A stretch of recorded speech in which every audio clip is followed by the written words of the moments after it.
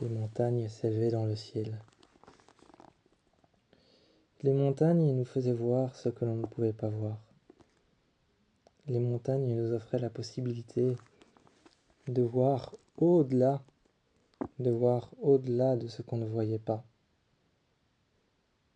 Il y avait une particularité chez ceux qui vivaient dans les montagnes. Ils disaient qu'au-delà des nuages, il y avait un autre monde. Ils disaient qu'au-delà des nuages, et que les montagnes étaient vivantes. Appelle ça comme tu veux.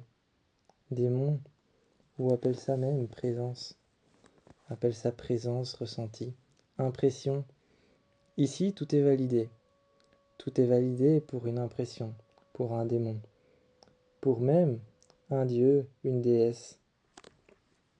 Un dieu, une déesse, pour des eaux tourmentées, pour des villages perdus, pour des villages tout en haut des montagnes.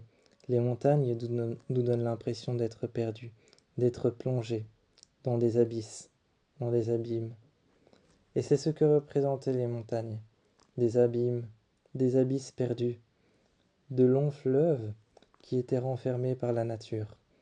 La nature nous offrait un paysage splendide dans lequel il y avait des serpents qui étaient en train de rôder. Les serpents rôdaient comme des esprits.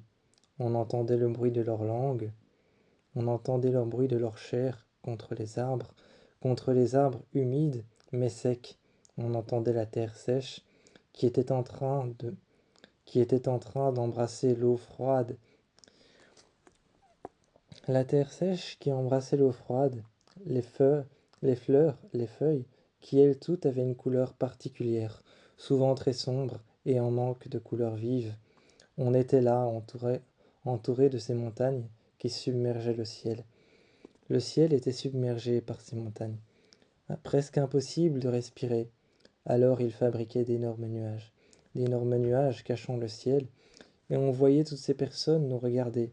Et la pirogue, le bateau à moteur, lui avançait.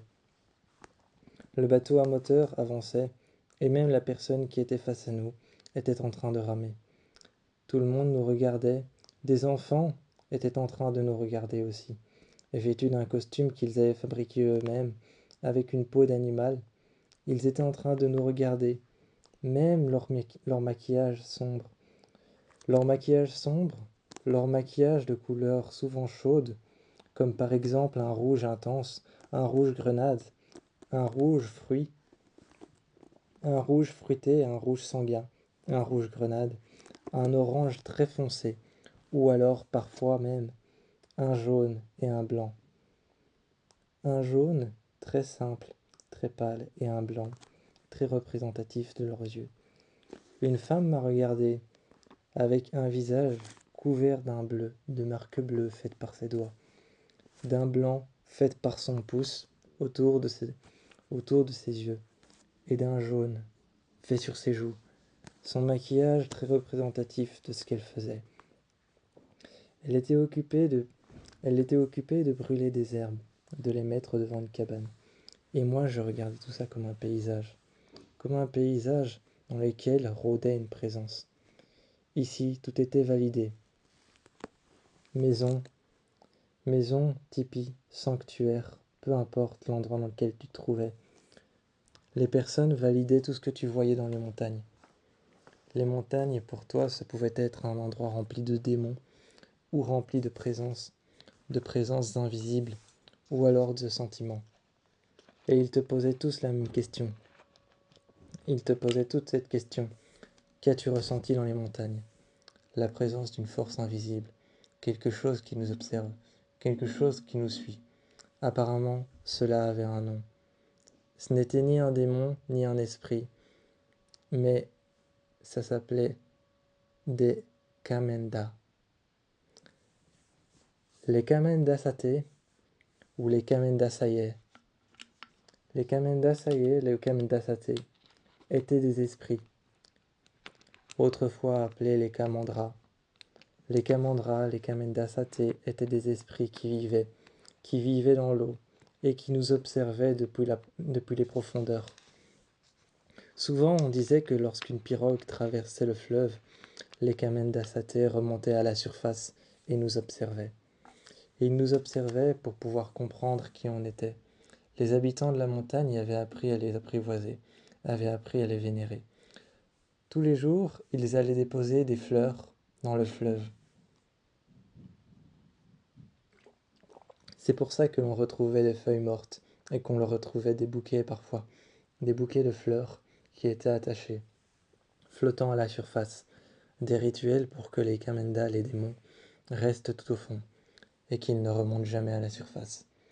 Mais au milieu des montagnes, on ressentait toujours cette impression d'être observé, cette impression d'un petit peu plus, que quelque chose veut plus, que quelque chose m'observe, mais qu'elle est invisible.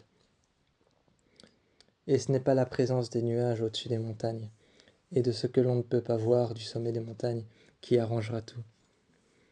C'est juste encore plus oppressant, et encore plus magnifique.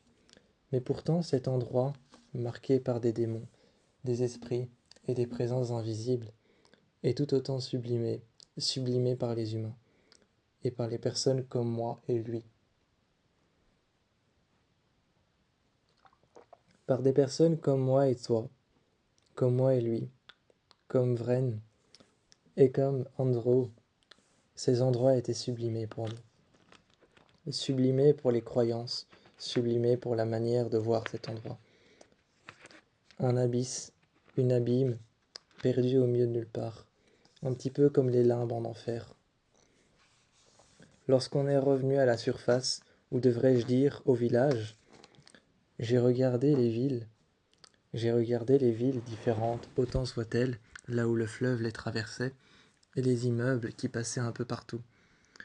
Nous étions le seul bateau à transporter des offrandes. Quand on est arrivé à la surface et qu'on marchait enfin sur terre, qu'on marchait enfin sur du béton, et que les voitures passaient à côté de nous sur les rues, j'ai repensé aux montagnes, et je me suis dit que les endroits étaient tous différents, et avaient tous leurs propres moyens de fonctionner, ou leurs propres croyances. Ici, nos croyances, en ville, c'était les rituels, la sauge brûlée, les feuilles de palmier brûlées, et mises sur les tombes dans les cimetières. Là-bas, c'était plus croire en un esprit malfaisant, qui nous regardait depuis les profondeurs. Mais je sublimais les deux endroits, à tel point que je ne savais pas dire dans lequel j'étais le plus. Je sublimais les deux endroits, à tel point que je ne savais pas dire à quel point je me sentais mieux dans lequel. Les montagnes ou la ville, mon appartement ou les endroits dans lesquels j'allais voir les diverses communautés. Je ne savais pas, et pourtant le soir, j'y réfléchissais.